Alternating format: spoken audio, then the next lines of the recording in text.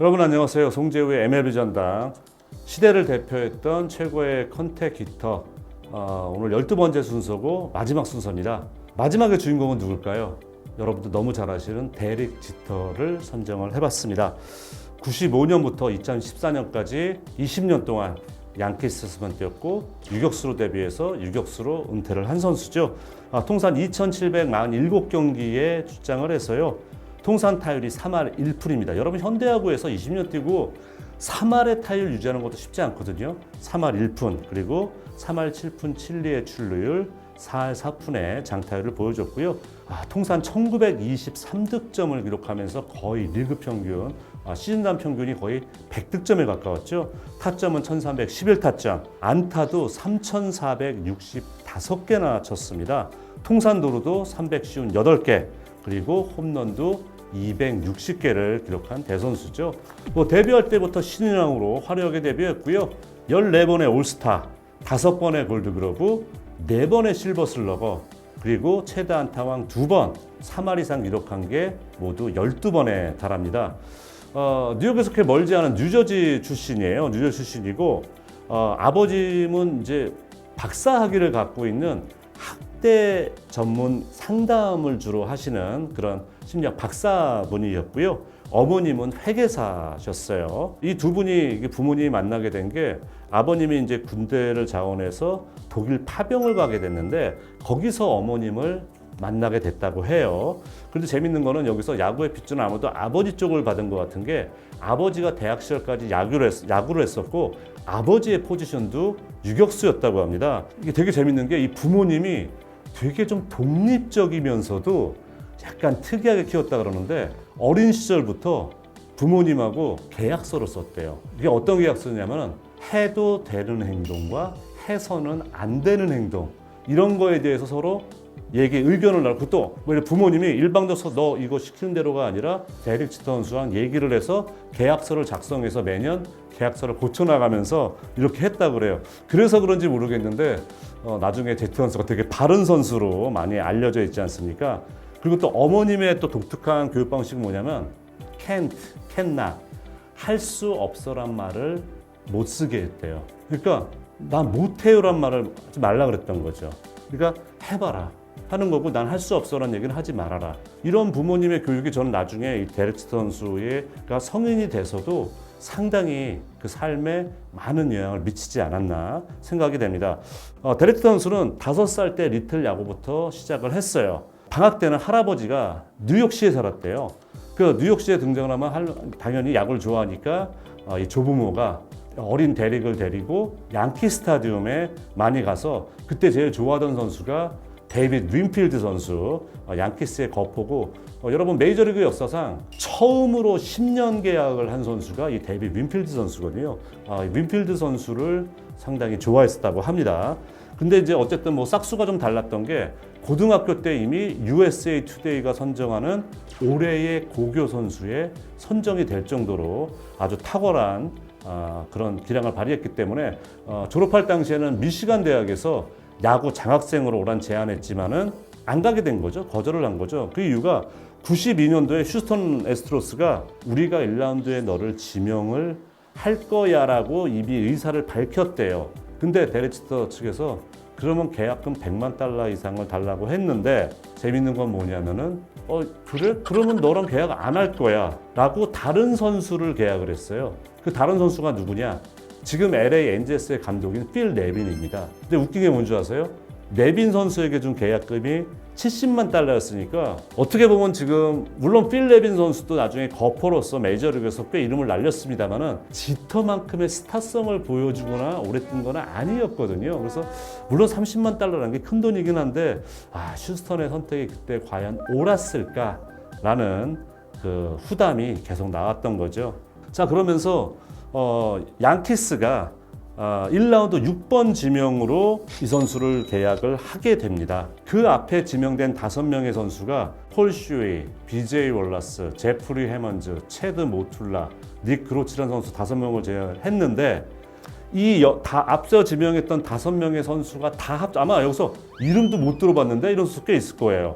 그리고 본인이 어렸을 때부터 양키스 팬이었기 때문에 양키스하고 계약은 80만 달러를 받고 계약을 하게 되는 거죠. 정말 이게 이 드래프트의 명함이라는 거는 시간이 지난 후에만 판명이 될 수 있는 거잖아요. 어쨌든 양키스는 생각지도 않은 지터를 잡게 되고 간판 선수로서 20년 동안 이 선수를 정말 보유하고 있는 호사를 누리게 됩니다. 95년도 베이스볼 어메리카 선정한 유망주 4위에 올랐었고요. 바로 그해 5월 말에 데뷔를 하게 됩니다. 사실은 이제 이때만 하더라도 지터 선수의 그 자리에 유격수 토니 에르난데스 선수가 있어요. 페르난데스 선수. 이 선수는 베테랑 선수고 검증이 되어 있는 선수예요. 3할 타자고 수비도 잘하는 선수인데 그 전의 성적이 너무 안 좋았어요. 그렇기 때문에 신인이었던 데릭 지터 선수에게 기회가 온 겁니다. 그때 이제 조토렐 감독이 지터 선수를 유격수로 쓰는데 그때 정말 조토렐 감독이 하도 그 토니 페르난데스가 예상 밖으로 부진했기 때문에 내가 유격수한테 바라는 건 딱 하나다. 안정된 수비야. 2할 오프만 쳐주면 된다. 조토레 감독이 그렇게 얘기를 했대요. 스타인브레너 그 당시 구단주가 지터 선수가 얘를 그 페르난데스 뒤를 이을 수 있어? 그러면서 마리아노 리베라 선수와 데릭 지터 선수를 묶어서 시애틀에 그때 주전 유격수로 잠깐 뛰던 펠릭스 페민이라는 선수 있습니다. 이 선수하고 트레이드를 하려고 그랬어요. 여러분 생각만 해도 끔찍하지 않습니까? 마리아노 리베라와 데릭 지터를 묶어서 펠릭스 페민이요? 와 정말 나중에 아마 스타인브레너 구단주가 그 위에서 뛰어내렸을 것 같아요. 정말로. 근데 이제 어쨌든 그 트레이드는 이루어지지 않은 게 그때 스카우팅 팀 부사장하고 여러분 그 캐시맨 단장 아시죠? 단장이 그냥 이 스타인브레너 구단주를 붙잡고 막 설득을 하고 막 감업을 하고 막 겨우 이래가지고 겨우 트레이드를 멈췄고 지터 선수에게 기회가 돌아오게 된 겁니다. 개막전 딱 시작하자마자 홈런 치고 본인의 풀타임 뛰는 첫 해 3할 1푼, 홈런 10개, 104득점, 78득점 하면서 신인왕 만장일치로 신인왕을 받아요. 정말 그 한순간을 못 참아가지고 트레이드 시켰으면은 우리가 아는 양키스의 지터가 아니라 시애틀의 데릭 지터가 됐을 겁니다, 여러분. 자, 그리고 이제 96년도 포스 시즌에는 3할 6푼 1, 2, 그리고 98년도에 첫 번째 올스타가 되고요. 월드3 3할 5푼 3리니까 정말 이 선수는 데뷔해서 그때부터도 양키스의 전성기에 얼리잖아요. 포스트 시즌에서 맹활약 펼친 게 정말 그 어린 나이 때부터 확실하게 틀이 잡힌 것 같습니다. 99년도에 커리어 베스트 시즌을 하는데요. 3할 4푼 9리, 134득점, 219안타, 24개 홈런, 102타점, 2루타가 37개고요. 3루타도 9개. 이 뭐 출루율까지 포함해서 모든 게 다 커리어 최상의 성적이었어요. 이러면서 정말 전미를 대표하는 스타로 발돋움을 하게 됩니다. 2000년 시즌에는 올스타전 MVP가 됐는데요. 저도 이거 깜짝 놀랐어요. 양키스 선수가 올스타전 MVP가 된 게 처음이었답니다. 그때가 데릭 선수가 된 게. 양키스는 워낙 스타 선수가 많았잖아요. 그런데 양키스 선수 어느 누구도 올스타전 MVP 된 선수가 없었는데 처음으로 데릭 스타가 2000년도에 그 꿈을, 그 수건을 풀어준 거죠. 그 시즌에 월드 시리즈 MVP까지 오르게 돼요. 이런 사례도 첫 번째 사례죠. 올스타전 MVP가 월드 시리즈 MVP 받는 경우도 당연히 처음이고 지금까지도 나오지 않은 거로 제가 알고 있습니다. 그러면서 이제 2001 시즌에 시즌이 시작하기 전에 10년 계약을 맺습니다. 이거 정말 그 당시는 대형 계약 10년에 1억 8,900만 달러라는 그 당시로서는 어마어마한 액수죠. 계약을 하면서 이제 딱 팀에서 판가름 난 거죠. 지터는 영원한 양키스다. 이렇게 이제 판가름이 된 거예요. 여러분 이제 이 메이저리그 최고의 캡틴, 최고의 주장이라고 듣고 있는데 정식으로 양키스 캡틴이 된 거는 2003년도입니다. 2003년 6월 달에 공식적으로 우리 양키스는 데릭 지터를 캡틴으로 인정한다. 한번 소개해드린 적 있죠? 메이저리그 우리나라는 모든 팀에 다 주장 제도가 있지만 메이저는 그렇지 않아요. 주장감이 없으면 주장 제도 그냥 없이 갑니다. 지금도 마찬가지거든요. 양키스도 그랬었어요. 그러면서 2009년도에 본인 통산 5번째 우승 반지를 끼게 되고요. 2010년도 미국의 4대 메이저 프로스포츠 있잖아요. 거기서 최초로 리베라, 호르헤 포사다와 함께 같은 팀에서 3명이 16시즌을 같이 한 그런 트리오가 돼요. NFL, NHL, NBA, MLB 이 4대 프로스포츠 중에서 3명이 16년 이상을 뛴 팀은 없다는 거죠. 근데 리베라와 포사다와 함께 지터가 그런 또 신기록을 만들어내게 됩니다. 그러면서 이제 그 계약이 끝나가는 시점이 점점 다가오기도 하는데 그때 좀 이제 그 캐시맨 단장이 조금 잔수를 폈었나 봐요. 데리치 선수가 엄청나게 대노래서 양키스를 뜰 생각도 했었다고 합니다. 근데 결국은 그 당시에 3년에 5,100만 달러 뭐 이 정도를 주면서 뭐 외야 전향을 시킨다는 온갖 얘기가 다 있었는데 하지만은 뭐 거기에 굴하지 않고 끝까지 유격수 자리를 지키게 되는데요. 2011년 데이비 프라이스 선수를 상대로 본인의 3,000안타를 만들어내게 됩니다. 이 3,000안타를 달성한 선수가 그 당시로서 특히 유격수로서는 저희가 지난번에 소개해드렸던 호너스 웨그너 선수 이후에 두 번째라 그래요. 유격수로서는. 그리고 16년 연속 150개 이상의 안타를 기록을 했고요. 이건 2위 기록입니다. 그 피트 로즈와 같은 기록인데 1위 기록은 누구냐? 행크 아론이에요. 행크 아론이 17시즌 연속 150안타 이상을 기록하고 2위는 피트 로즈와 바로 이 데릭스터 선수입니다. 2014년도에 본인이 난 이 해를 마지막으로 은퇴한다를 선언했고 이 해 마지막 해 1,200만 달러의 계약을 맺게 됩니다. 그리고 그 시즌에 이제 또 이 선수가 마지막으로 한 가지 더 이룬 성과가 뭐냐면은 그 전까지 오마 비스켈 선수가 갖고 있었던 메이저리그 유격수로서 최다 출장 경기 기록을 세우게 돼요.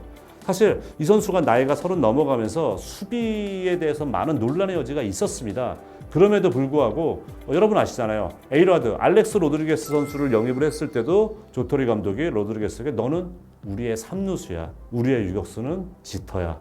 라고 정리를 했다고 얘기를 하죠. 그러면서 끝까지 결국 유격수 자리를 지켜낼 수가 있었어요. 지터의 전성기는 양키스의 전성기하고 같이 맞물려 갑니다. 포스턴에 총 158경기에 출장을 했고요. 통산 200안타. 이 기록은 아직도 제가 깨지지 않은 걸로 알고 있고요. 2루타 32개, 3루타 5개, 111득점. 모두 다 포스트 시즌 기록으로 현재 남아 있어요.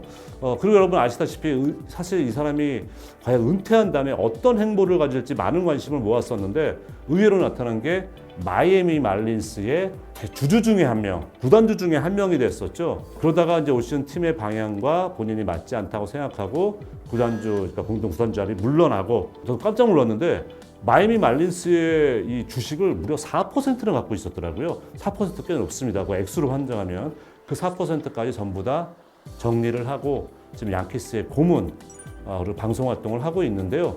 저는 제가 진정으로 보고 싶은 거는 이 지터 선수가 그라운드에서 감독으로서 한번 모습을 보여줬으면 좋겠어요. 워낙 영리하고 야구 보는 시각이 정말 본능적으로 워낙 뛰어난 사람이기 때문에 제가 지금까지 말씀드린 선수로서의 20년 동안의 화려한 기록 정말 메이저리그를 대표하는 컨택 히터로서 저도 인정합니다. 그 특유의 인사이드 아웃 스윙 지금도 기억이 생생한데요.